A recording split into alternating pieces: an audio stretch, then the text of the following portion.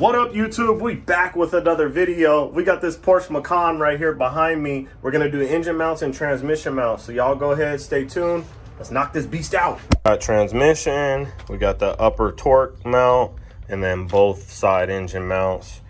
Upper torque mount goes up here on the passenger side, and then these two go on the side of the engine. What we'll have to do first is get this cover taken down underneath. You see we got the jack stands on both sides. Cover comes down, and then next thing we need to put the seat belt on the steering wheel because the steering shaft and rack does have to come out just like that.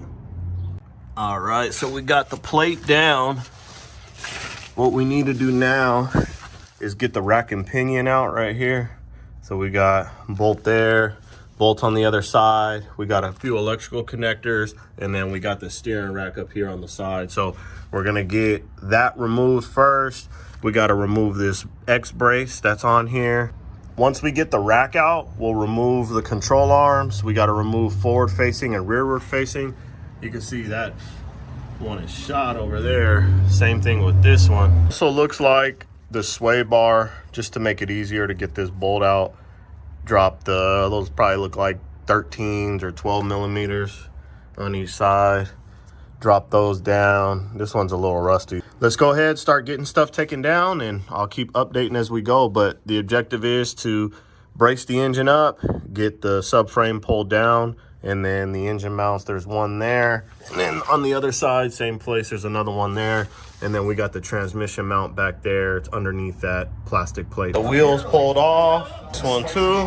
First fight of the day. This thing was seized up. I used a torch and tried to heat it up for like 5 minutes to get it out. I didn't want these threads to strip. You could see they were starting to twist because I was using all my force, and whoever put it in crooked. So used these removals, hammered one over the head, and was taking it slow, but the bolt ended up snapping. It's just for the plate. There's 7 more bolts that hold it in place. So with it missing one, will it cause a problem? I guess we'll have to see. So this shield has a tin here. There's another one here, but you can leave that one on. There's a 13 millimeter up here on the top side, and then you got one more tin, same thing on the other side, right up there. There you go, you can see it now. So right there's one more 10 millimeter, and then you got the 13 up here. Already took this side out, so but it's right up on the inside. All right, so we got the sway bar dropped down on both sides. That exposes the bolts for the rack, and we do have the rack and pinion undone. I just went ahead and put the bolt back in the shaft, and we have a mark on it so we know exactly what position it goes in. Shouldn't move, but just in case. Before I take these bolts out, I'm gonna go ahead and get the tie rod ends unhooked from each side and get those out of the hubs, so there'll be nothing left holding it in. We did get all the wiring unhooked. Looks like there's only one wire that runs to the rack, and it's just this one. The rest stay on the car. Here's another, I would say this is the power and ground for the actual electric motor. So we got 2 bolts down here, a couple bolts up top, and then we'll get this rack out. We got both of the tie rod ends unhooked. Let's go ahead and get the bolts out the rack and drop that down out of our way. We got the rack pulled out.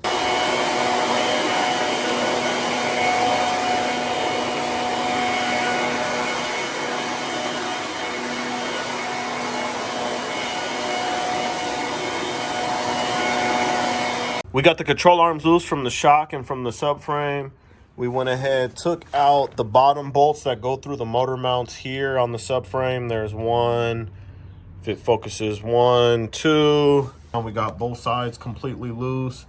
We do have to take this control arm out, so that's the next thing I'm gonna do now is get that bolt out and hang that one down.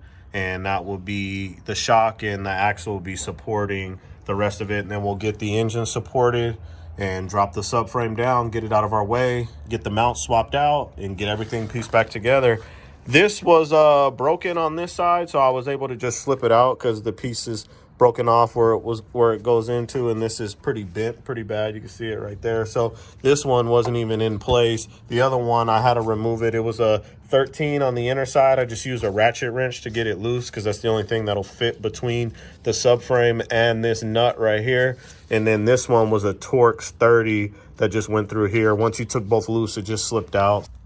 All right, we got our control arms out. We got all the rest of the stuff off the side of the subframe. So now the subframe is ready to come down.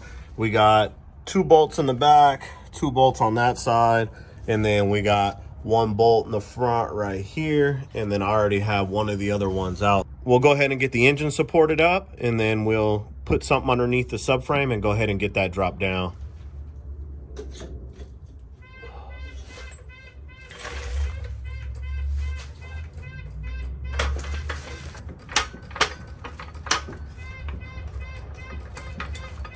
Let's max our jack out real quick, just so we have some extra support.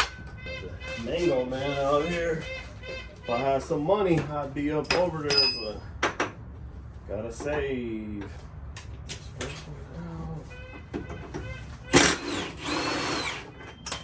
Neck bolt. Got loose. Whew. They got some Rocky Point sand under this thing. That's why I keep hitting it with a leaf blower.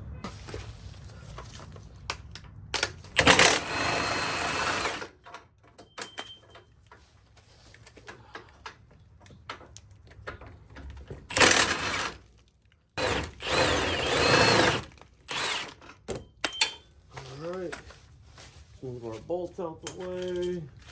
Now it should start coming down. Ugh.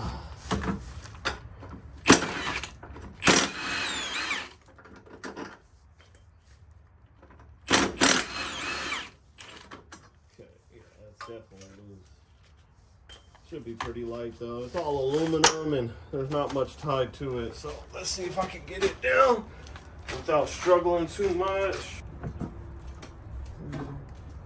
Right. Okay. That's all that's holding it up now.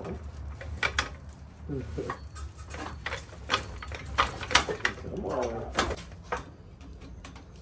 Just like that. All right, yeah, that's pretty light.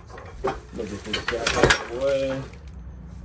Here's one motor mount bracket, and the other one's there. Let's go ahead. Oh man, this thing is absolutely nothing.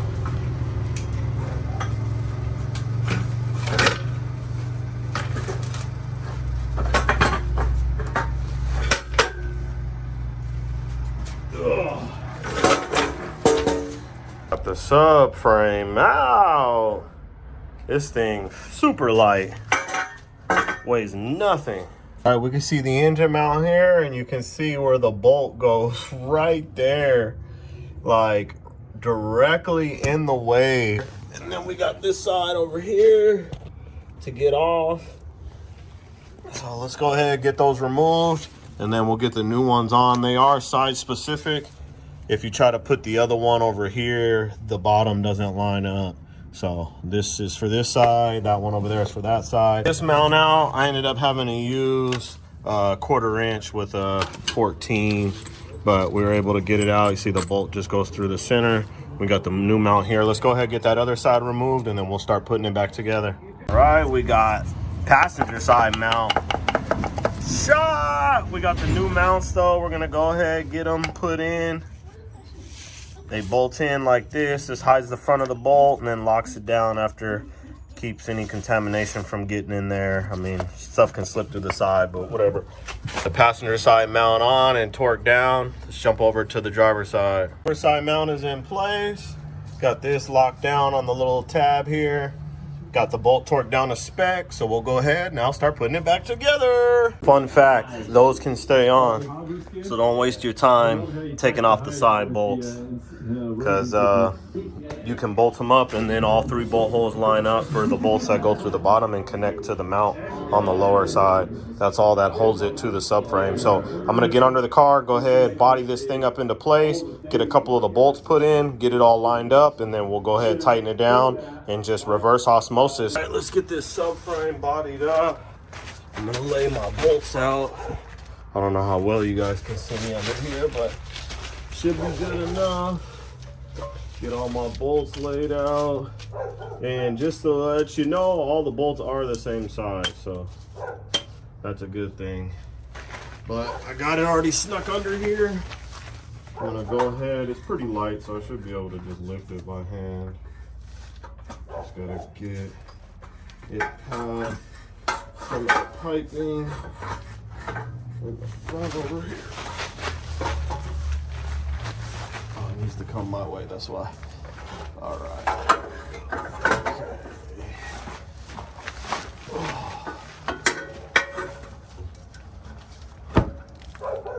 There we go.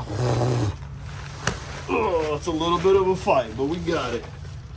Alright. I'm just getting all these bolts hand tightened in, and then I'm gonna just center the subframe.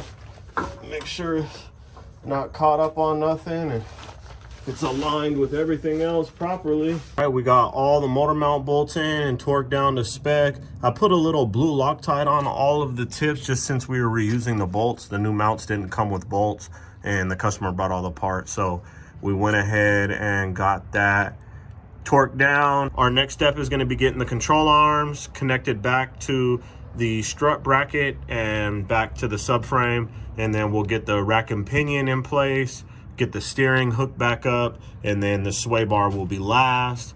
We'll double check over all of our work, get the plastic put back up underneath, and then we're gonna go over to the back. All right, we got every control arm tight. We got all the motor mount bolts tight. Let's go ahead and get this rack put up in place. We got our bolts laid out on both sides, got our 4 nuts there.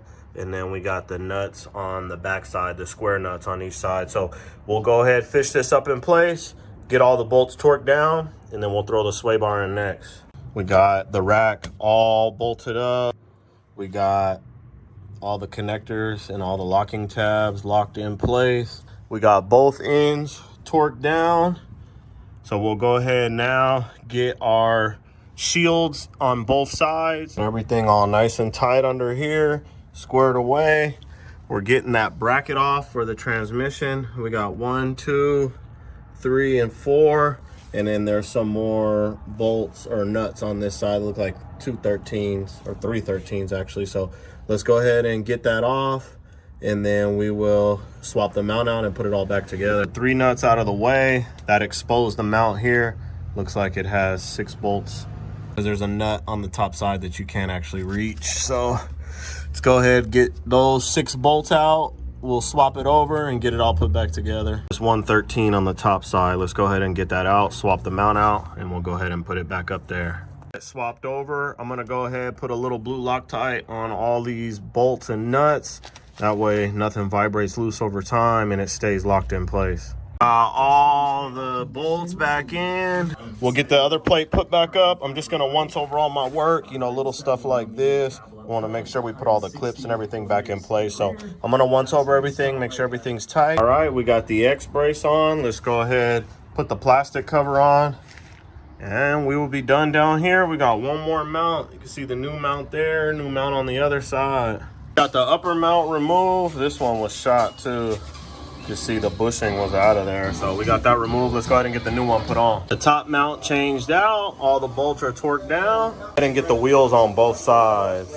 All right, we got the car off the jack stands. I had to run and go pick up some cylinder heads for this Sierra. I had to take a little break, but we got it all back together. So let's go ahead and fire it up, take it out on a test drive, make sure we don't hear any weird noises or anything, and call the customer to come grab the car.